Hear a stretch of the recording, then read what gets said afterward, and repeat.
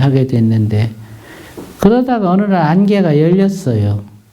그러면서 이제 영가들을 보기 시작하고, 이제 대행스님을 찾아뵙고, 이제 안을 보는 소식에 대해서 여쭙고자 합니다 하니, 그래, 말해보거라, 이렇게 하셨는데, 저기 저 영가가 앉아있고, 여기 영가가 앉아있는데, 그게 맞습니까? 이렇게 물으니까, 그래, 맞다. 그럼 어떻게 해야 합니까? 그것도 놓고 가야 맡겨야지. 그것도 내 주인공에다 놓고 맡겨라. 예, 알겠습니다. 이렇게 이제 물러나온 후부터 수행을 열심히 했는데, 그러면서 이제 다른 수의식들이 깨어나기 시작했어요, 이 사람이. 하지만 이제 그때부터 괴로움이 시작되었죠. 놓고 맡기는 여인은 뭐 가질 수조차도 없고, 영혼들이 가진 여러 가지 현상들이 괴로움이 되었는데, 하다 안 되니까 이제 주방장을 그만두고 지리산으로 내려왔어요.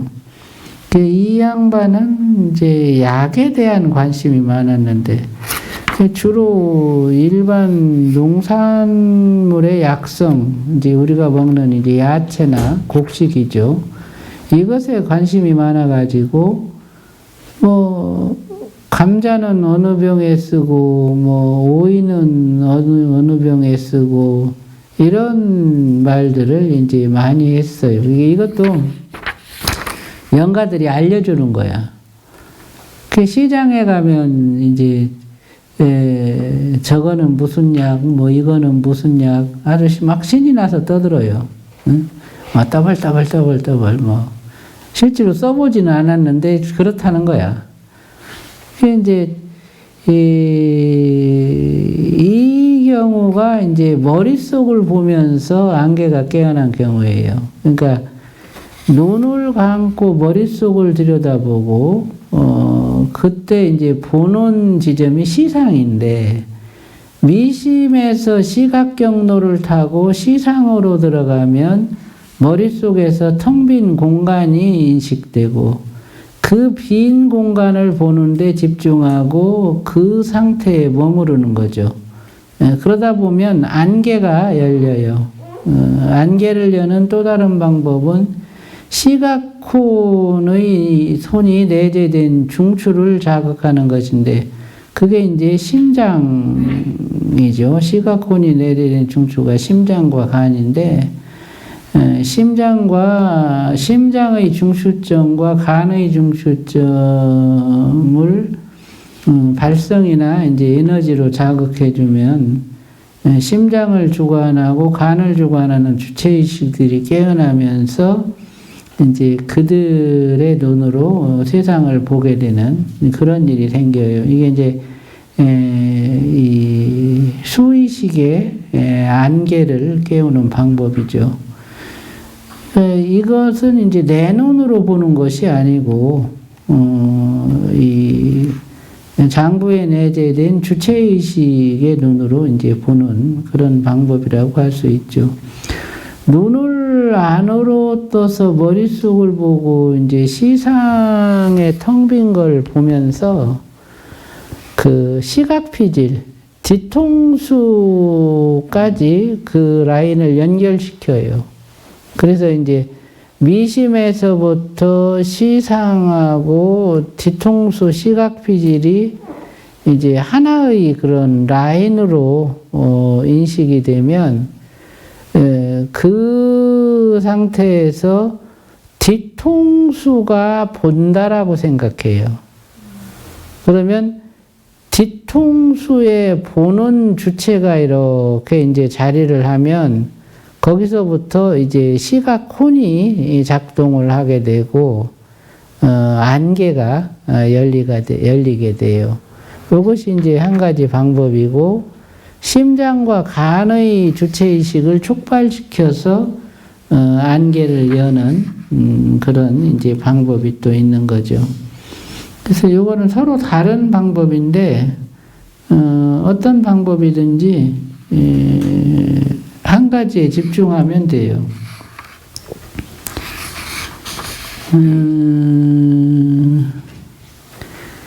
이렇게 녹색 옷을 입은 사람과 빨간 모자를 쓴 사람이 나타나서 두 사람의 눈으로 사물을 인식한다. 이제 녹색 옷을 입은 사람이 간의 주체의식이고 빨간 모자를 쓴 사람이 심장의 주체의식이죠. 시계척수로 운동을 하면서도 안개가 발현된다. 그때는 손가락 끝에 푸르스름한 빗덩어리가 맺힌다. 이처럼 안개를 깨우는 다양한 방법들이 있다. 안개가 발현될 때는 공포심이 함께 깨어난다. 갑자기 눈앞에 영가들이 나타나면 깜짝 놀래가진다. 생각하지도 않았던 현상들이 갑자기 접하게 되면 두려움이 일어난다. 수의식이 깨어날 때 가장 중요한 것이 두려움에서 벗어나는 것이다. 손가락 시계척수로 운동이죠. 손가락을 이렇게 세워가지고 오른손을 세워요. 오른손을 세워가지고 이렇게 이제 요 손가락 끝을 보는 거예요. 그 정확히는 손가락 끝 위에 한 1cm 되는 공간, 거기를 갖다가 이렇게 눈으로 이렇게 보는 거죠. 양쪽 눈의 중간, 그리고 양쪽 눈을 이렇게 반개하면서 그 손가락 끝을 보면 손가락 끝에 이렇게 뭉툭하게 올라온 이런 에너지 막이 있어요. 덩어리가 있어. 그 덩어리가 어떤 때는 투명하게 보이다가 어떤 때는 이제 푸른색으로 보이기도 하고 어떤 때는 이제 황색으로 보이기도 하고 이렇게 이제 색깔이 이렇게 인식이 돼요. 그 색깔을 보게 되면 거기서부터 이제 이 안개가 열리게 돼. 어떤 때는 그 색깔 속에서 다른 세계를 보게 돼요.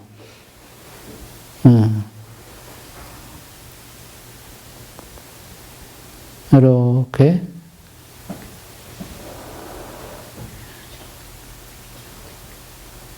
이렇게 해서도 이제 안개가 깨어나죠.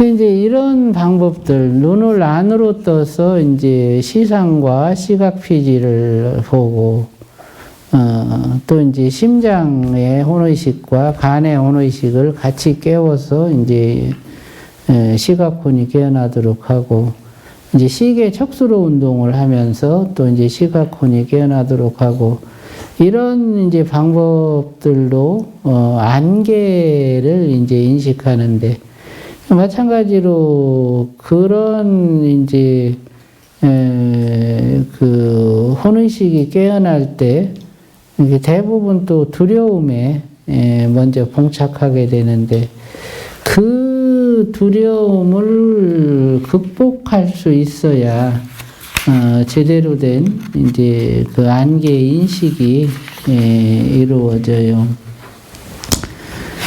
소의식이 깨어나서 능력이 갖추어졌을 때 그것을 활용하면서 갖게 되는 장애들이 있죠. 수의식으로 인식되는 대상이나 세계에 빠져서 현실을 도외시해버리는 것도 장애고, 많은 것을 알게 되면서 갖게 되는 에고도 장애가 돼요. 또 외부의식과의 교류를 통해 얻은 정보를 자기 편의적으로 해석해서 상대와 일방적 교류를 하는 것도 장애가 돼요. 그런 관계에서 오는 불평등한 교류는 상대와 주변에게 이제 피해를 줄 수가 있죠. 외부의식을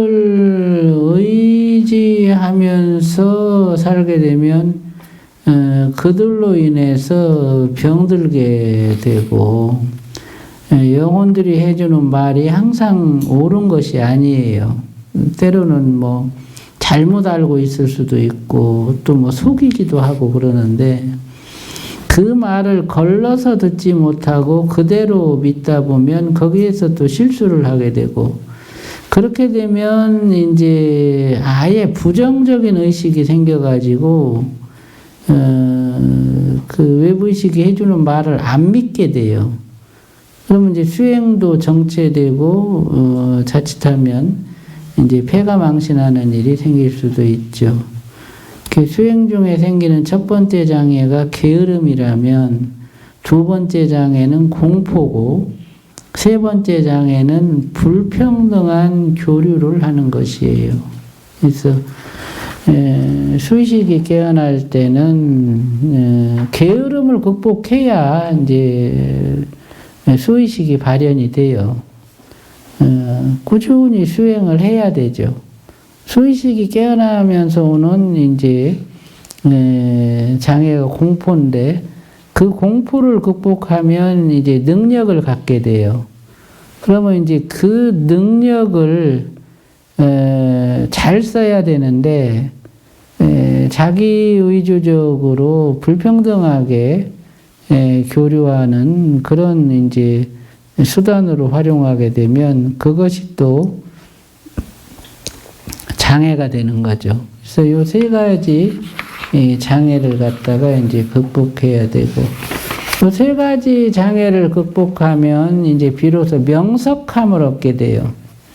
명석함을 얻는다는 것은 이제 외부의식과의 교류를 통해서도 속지 않는 이제 그런 역량이 갖추어졌다는 것이고, 명석함을 얻고서도 이제 명석함의 상을 버려야 되는데, 내가 똑똑하고 내가 다 안다라고 생각하면 그게 이제 명석함의 상이에요. 그러면 다른 사람들의 말을 듣지 않아요. 자기의지적이 되는 거예요. 자기만 옳고, 중생은 어리석은 존재고 스스로는 명석한 존재다. 이렇게 생각하게 되는 거죠. 그러면 이제 그것도 또 마장이 돼요. 그런 사람은 화합과 조화를 이루지 못한다. 거기서 오는 이제 장애가 있는 거죠. 그래서 이제 명석함의 상을 극복한 그런 사람이 참다운 지혜를 갖춘 자고, 그 지혜로서 스스로를 이롭게 하고 또 중생을 이롭게 하는 그런 일들을 해야 되는 거죠. 그래서 명석함의 상을 넘어서면 그 다음에 오는 장애가 늙음의 장애예요.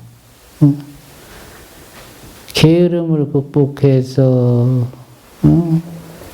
수의식이 깨어나고, 수의식이 깨어나서 두려움이 왔는데 그 두려움을 극복하니 힘이 생기고, 그 힘을 쓰자니 그 힘을 쓰면서 자기 의지적으로 그 힘을 쓰고 그 이기성을 증장시키는데 그 힘을 활용하면 그게 마장이 되고, 그 마장마저도 극복하면 이제 명석함이 생기는데, 명석함의 상에 빠지면 그렇게 부조화스러운 존재가 되고, 그 명석함의 상을 극복하면 비로소 지혜를 얻는데, 그와 같은 지혜가 생기고 나서는 이제 세월이 다 지난 거야. 그러니까 늙음이 찾아와. 늙으면 한계가 있는 거예요. 젊었을 때부터 빠리빠리 이렇게 공부를 못해.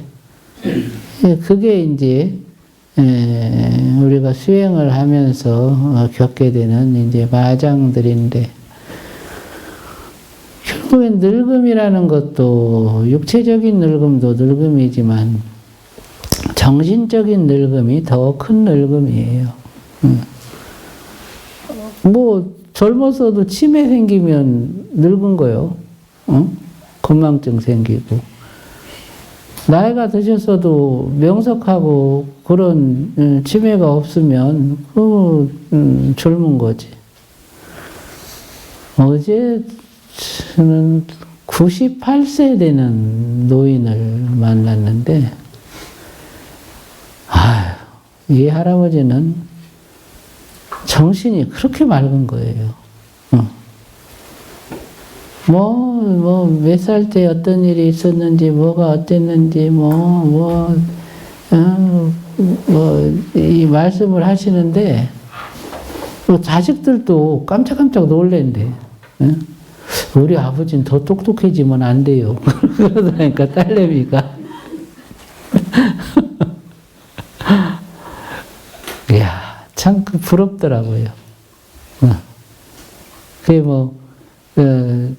그 자식들은 그 할아버지가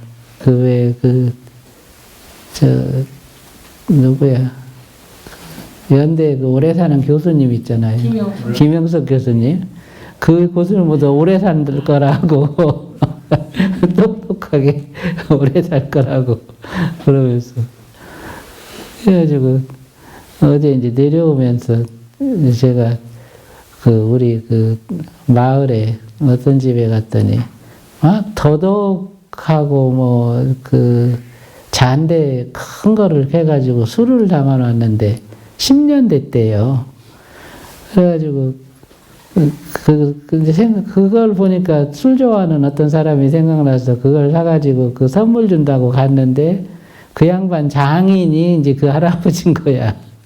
그래가지고 같이 저녁 먹으면서 이제 술 갖고 간 거 이제 한 잔 따라드렸더니 이 할아버지가 술을 좋아하셔가지고 1년에 25kg를 매실 25kg를 5kg씩 단지에 담아가지고 5단지 술을 만들어서 그걸 1년 동안 드신대요. 그래가지고 저녁에만 딱 3잔씩 드신대. 밥을 드시면서. 그런데 그렇게 정신이 맑고 진짜 건강하더라고. 이제 술을 선물로 드리니까 그 술을 맛보시더니 자기가 담은 매실은 이렇게 다르다, 이거 맛이. 그래서 조금 먹어도 이렇게 많이 먹은 것 같은 그런 느낌이 들고 아주 맛은 부드러운데 취기는 또 다르다는 거예요.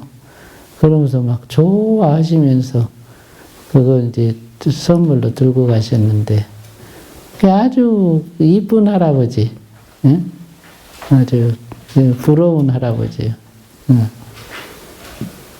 정신이 맑으니까 참 연세가 드셔도 그러면 늙은 게 아니요.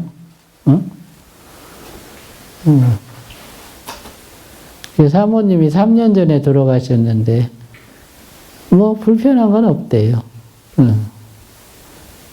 이제 자식들이 넷이 있는데 한 사람이 이틀씩 돌봐주신대. 그래갖고 불편한 게 없다고 그러면서 아주 좋아하시더라고요. 그 할아버지 만나고 오는데 아주 기분이 좋아. 그 양반 사위가 이제 의사인데 이제 그 양반이 하는 얘기가 그거야. 우리 장인은 콧구멍이 커서 오래 사시는 것 같다고 그러면서 자기가 지금까지 여러 환자를 관찰해 본 바에 의하면 콧구멍이 큰 사람은 건강하더라 그거죠. 그게 이제 호흡이 많이 폐활량이 좋아서 그런 것 같다. 그러면서 그러니까 의사 선생 부인이 나는 콧구멍이 작아서 건강하지 않겠어요? 그랬더니 당신은 유전자가 있어서 괜찮아. 그래서 콧구멍 큰 아버지 유전자가 딸내미한테 있어서 괜찮다고 또 막 위로를 하더라고.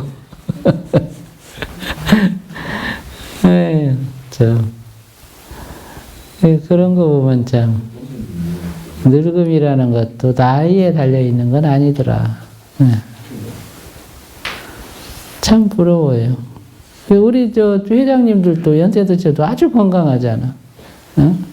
얼마나 부러워. 응. 청년 같으시지 뭐 다. 청년 같으시.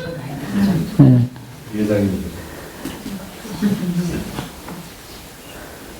아주 좋아요. 응.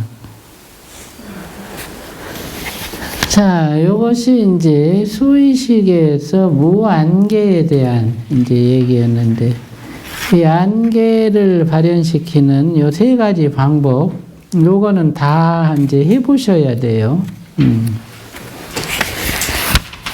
그래서 그걸 놓고서 이제 무안개할 수 있는 그런 역량들을 갖추어야 한다. 그 윤처사 같은 경우는 이제 그렇게 해서 중국집 주방장 하다가 이제 안개가 깨어나서 이제 영가들도 보고 영가들하고 대화도 하고 이렇게 하는데, 이 사람이 이제 이 출가를 못하고 결국엔 결혼을 하고 이제 사업을 했는데, 그러다 보니까 수행이 안 되는 거야. 잘. 그래갖고 이 양반은 아주 거의 매일 술로 사는 것 같아. 예? 그래, 술만 먹으면 저한테 전화를 해요. 그래, 뭐가 어쩌고. 그래갖고 전화 차단을 시켰어. 예? 하도 그냥 그래가지고 뭐가 어쩌고 저쩌고. 지금은 아예 전화를 안 받는 관계가 됐고. 그러니까 그런 상황에 대해서 그거를 이렇게 수행으로 회양을 못하니까 뭔가 이렇게 일상생활에도 만족을 못해요. 그래갖고 어느 날인가 그래 너 뭐 하고 사냐 그랬더니 빌딩에 창문 닦아주고 하는 거 있잖아요. 그 사업을 하는데 이제 그 사업을 하게 된 것도 수행을 하고 싶어서 그 일을 시작을 했다는 거예요. 그래서 빌딩 꼭대기 올라가서 줄 하나 매달아 놓고 널빤지에 앉아서 왔다 갔다 하면서 유리 닦으면서 이제 그 수행을 하는 거야.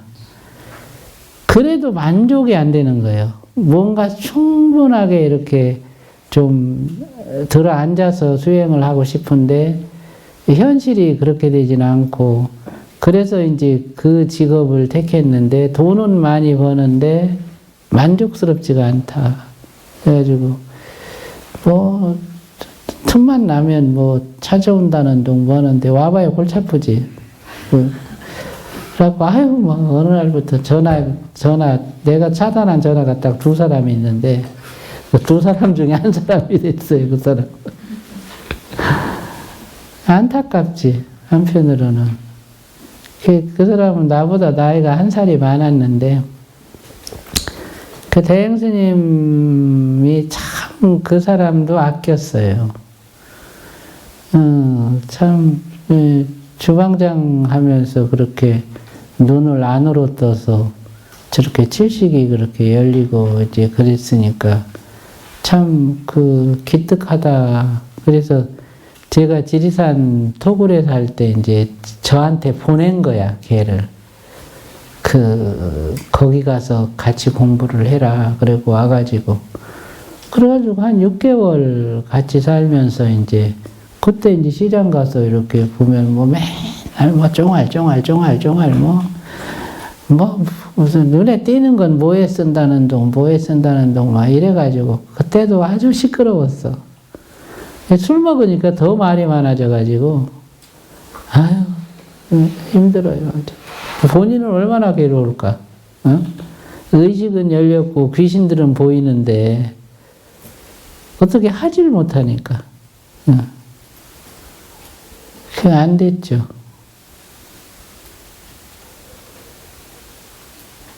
그것도 장애지.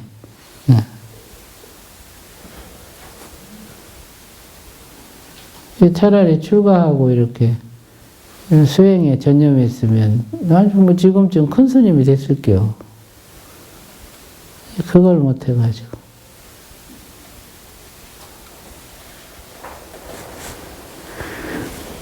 다음에는 이제 무이계. 이제 듣는 것에 무하는 이계와 무이계에 대해서 알아보자. 듣는 경로로 접해지는 세계를 이계라 한다. 뼈의 진동으로 듣는 기능이 이루어진다. 듣는 경로를 살펴보면 진동의 감지와 균형의 유지라는 두 가지 기능이 있다. 그 몸에 있어서 균형을 잡아주는 역할을 전정기능이라 하고, 진동을 감지하는 기능이 이제 청각기능이에요. 듣는 기능. 전정핵이 갖고 있는 상하, 좌우, 앞뒤 간의 위치 센서 작용이 전정기능이고, 뼈의 진동을 일으켜서 몸 스스로가 균형감을 회복하도록 하고, 그 상태에서 귀의 경로로 들어가는 수행이 익은 수행이다. 귀의 뼈 구조물 안에서 진동을 받아서 듣는 기능이 이루어지도록 하는 구조가 있고, 뼈에 가해지는 압력과 회전 운동에 반응해서 균형을 유지하도록 하는 구조가 있다. 익은 수행의 목적은 몸과 정신의 불균형을 해소하고 듣는 기능의 경로를 통해 본성을 자각하며 본성이 듣는 기능의 경로로 드러나는 과정을 살펴서 망각되지 않도록 하는 것이다. 익은 수행을 하기 위해서는 듣는 경로와 균형 유지 기능의 신경작용에 대한 해부학적 지식이 필요하다. 이계의 작용은 척수 기반에 내장된 내장 정보와 피질 연합령의 생각 정보, 그리고 소뇌, 중뇌, 시상으로 연결되는 듣기 위한 센서 작용들로 이루어진다. 이게 이제 어지럼증이 생긴다 그러잖아요. 그 어지럼증이 이제 생기는 원인이 이 뇌 구조 안에서는 6단으로 이루어져요. 그래서 이제 피질단, 변형계단, 시상단, 중뇌단, 연수단, 교뇌단, 그리고 이제 거기에 물려서 소뇌단. 요것이 이제 어지럼증이 생기게 되는 그 원인들인데, 그 어지럼증의 원인이 어느 단에서 시작이 됐냐, 이걸 알아야 돼. 어지럼증을 치료하려면. 근데 병원의 그 진단 시스템에서는 아주 심하게 이렇게 그 차이 나는 부분, 좌우 뇌의 상태가 아주 심하게 차이 나는 부분은 사진에서도 볼 수가 있어요. 근데 웬만큼 차이 나는 것은 그걸 보지 못해. 그래가지고 치료법이 없는 거예요. 원인도 찾지 못하고 그냥 대략 유추만 해. 그래서 이제 환자는 괴로운데도 치료가 이루어지지 않는 이제 그런 경우들이 많고요. 보통 이제 피질단의 그 불균형, 이제 대뇌 피질단에서 일어난 그 불균형은 그 피질 영역을 직접 이렇게 이제 자극해주고 회복시켜서 치료를 해줘야 돼요. 이제 그러기 위해서 쓰여지는 게 우리 지금 쓰고 있는 모자야. 스님들 머리 이렇게 뭐 어디가 삐뚤어졌다 찌그러졌다 했을 때 그 모자 쓰고 다 잡아졌잖아, 그지?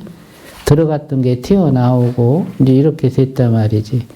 그래서 피질단의 치료는 이제 그 모자를 쓰는 것으로 치료를 할 수 있는데, 거기다가 이제 다섯 손가락 운동을 병행하면 치료 효과가 더 빠르죠. 그런데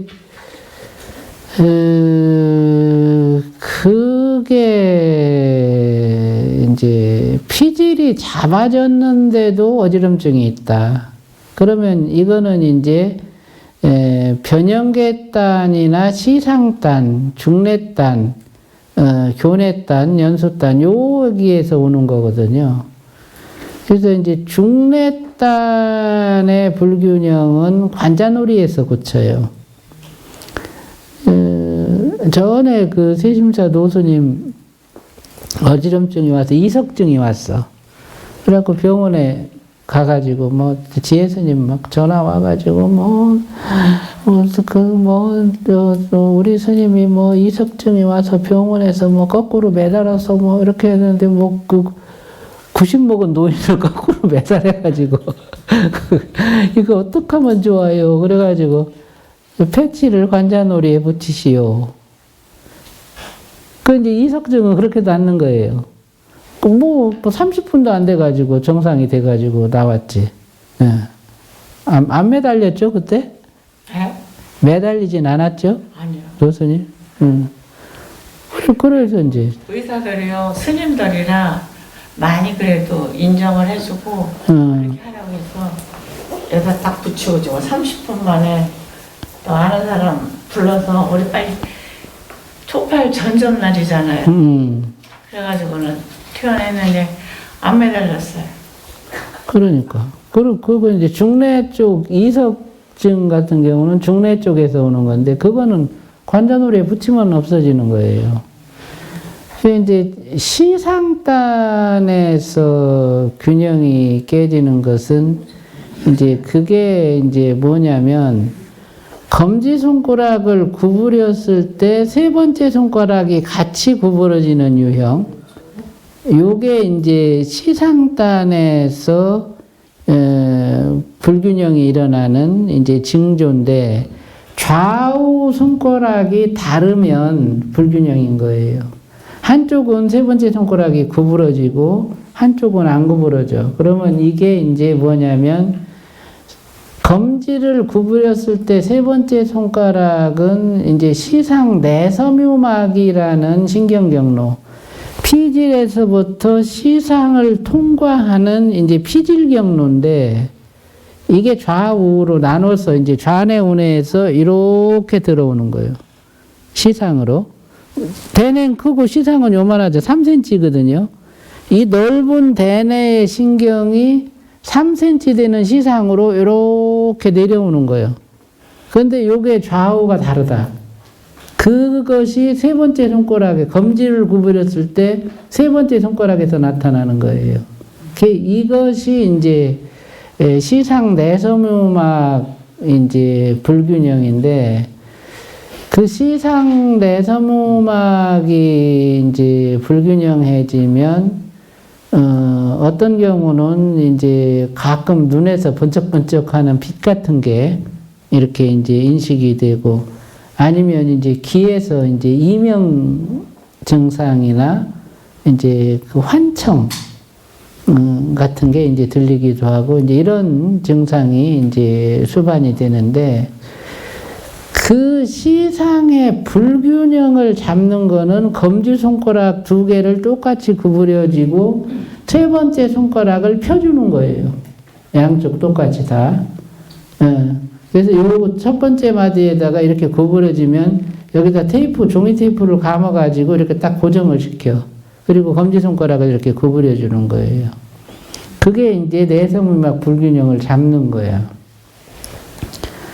그리고 이제 교내 쪽의 불균형이 이제 이게 전정 불균형의 이제 원인인데, 교내에는 상하, 앞뒤, 좌우 요 네 개의 위치 센서가 이제 그 전정 신경핵으로 이렇게 이제 내재되어 있는데, 그 위치 센서가 불균형해진 거예요. 그러니까 이거는 3차 신경 운동핵하고 주감각핵의 수축, 이제 그게 손가락에서 나타나면 엄지검지의 이 굴곡 각도하고 요 엄지검지의 거리, 이렇게 굴곡시켰을 때 요 거리 있잖아요. 요 거리가 좌우가 다르면 전정의 이제 그 센서들이 교내에서 좌우가 이렇게 불규칙해져 있는 거고, 요것이 또 턱관절의 이제 상태를 나타내요. 요게 이제 좌우가 이렇게 벌어진 간격이 다르다 그러면 좁은 쪽이 수축돼 있고 턱관절이, 넓은 쪽이 이완돼 있어요. 이렇게 요런 이제 것이 되는데, 이렇게 되면 몸에 뼈가 틀어져. 뼈가 이제 목뼈가 틀어지고 이렇게 기울어지고, 허리가 또 기울어지고, 고관절이 기울어지고, 그래서 삐딱한 걸 편하다고 인식해요. 그래서 바로 된 게 이게 바로인데, 요걸 바로라고 생각해. 이렇게 되면 어떤 일이 벌어지냐면, 좌우의 혈압이 달라져요. 한쪽은 뭐 130인데 한쪽은 뭐 100이다. 이렇게 된다든지, 한쪽은 110인데 한쪽은 150이다. 이렇게 되는 거예요. 그러면 그 혈액의 압력이 뇌에 미치는 영향이 절대적이잖아요. 그러면 오른쪽에 혈압이 올라가면 오른쪽 뇌의 압력이 올라가는 거예요. 왼쪽이 혈압이 낮아지면 왼쪽의 혈압이, 머리의 혈압이 낮아지는 거죠. 그러면 뇌 안에서 좌우 불균형이 이제 일어나고, 그러면 어지러운 거예요. 근데 이제 그런 것을 병원이 그 MRI나 CT로 찾아내지를 못해. 그리고 이제 이 연수 쪽에 이제 불균형이 있어요. 그러니까 이거는 이제 미주신경하고 이제 3차 신경 척수핵이라는 이제 이렇게 좌우 양쪽에 4개의 신경핵이 심어져 있는데, 여기서 오는 건데, 요것도 검지손가락 굴곡 각도로 판단을 해요. 이걸 이렇게 굴곡했을 때 다 굴곡이 되느냐, 이건 미주신경을 보는 거고, 요것이 굴곡이 됐을 때 4번째 손가락이 이렇게 구부러지느냐, 이거는 이제 3차 신경 척수핵 수축이에요. 이런 경우는 이제 남자들 같은 경우는 전립선 질환이 생겨나고, 이제 소변이 이렇게 시원하게 안 나오고 하는 이런 이제 증상이 유발되고, 그 영역에서 어지럼증이 생기면 어떤 경우는 오줌 누다가 기절하는 경우도 있어요. 그리고 쓰러지는 거를 인식하지 못하고 쓰러져. 내가 쓰러졌어? 이런 정도야. 그 상황을 전혀 인식을 못하는 거죠. 그거를 이제 방광풍이라고 그렇게 부르는데, 그런 경우들이 가끔 있죠. 그래서 이제 어지럼증이 생길 때 그 원인들이 어느 단에서 시작이 됐느냐 하는 거를 정확하게 들여다보고, 그 해당 영역을 이제 교정을 해줘야 되는 거예요. 그래서 지금 말씀드린 이제 이와 같은 방법으로 교정을 하는데 말을 안 듣는 거지. 응? 어떻게 할 수가 없어.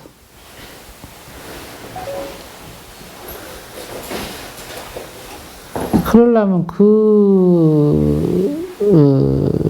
교정 운동을 하셔야 되고, 모자도 계속 써야 되고, 이 목각도도 잡아야 되고,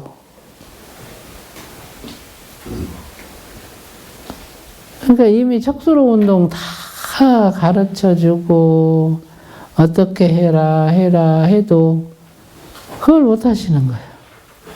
어? 그러면 어떻게 그거를? 거기다가 신경 쓰지, 스트레스 받지.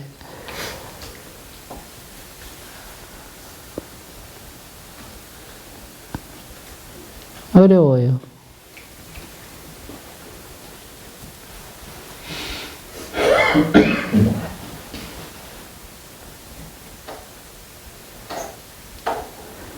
간단하게는 이제 예를 들어 외부의식이 그 머릿속으로 들어와 가지고 전정균형이 깨지는 경우가 있어요. 그런 것들은 간단해. 그냥 1분도 안 걸려. 그거를 치료하는 거는 그냥 일치해서 빙글빙글 돌아가는 거를 이렇게 딱 멈춰주면 돼요. 그러면 어지럼증이 순식간에 사라지거든. 근데 그런 건 쉬운데 뇌의 그 좌우 불균형으로 야기되는 지금 말씀드린 그 6단 안에서의 불균형, 그거는 반드시 그 영역에 해당하는 방법으로 교정을 해야 돼요.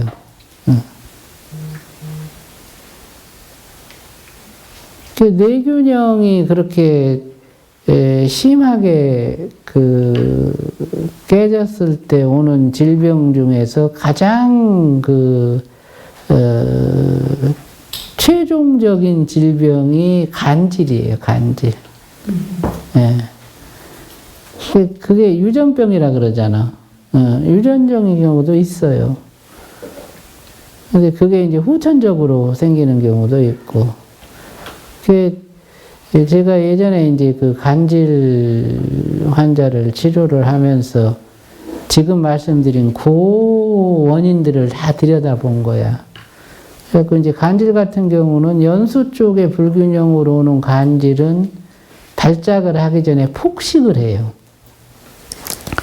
막 먹어. 그러면서 딱 체기가 생기고 체하면서 간질 발작이 되는 거야. 그래가지고 이제 그런 어떤 그 유형이 어디서 시작됐느냐, 그걸 찾아내는 것이 이제 간질 치료의 방법인데, 어떤 경우는 이제 해마 그 대뇌 변형계 영역의 불균형에서 오는 간질도 있고, 여러 가지 원인들이 있죠. 근데 그런 경우는 이 안이비설신이가 좌우 비대칭이야. 이제 그것도 해소시킬 수가 있죠.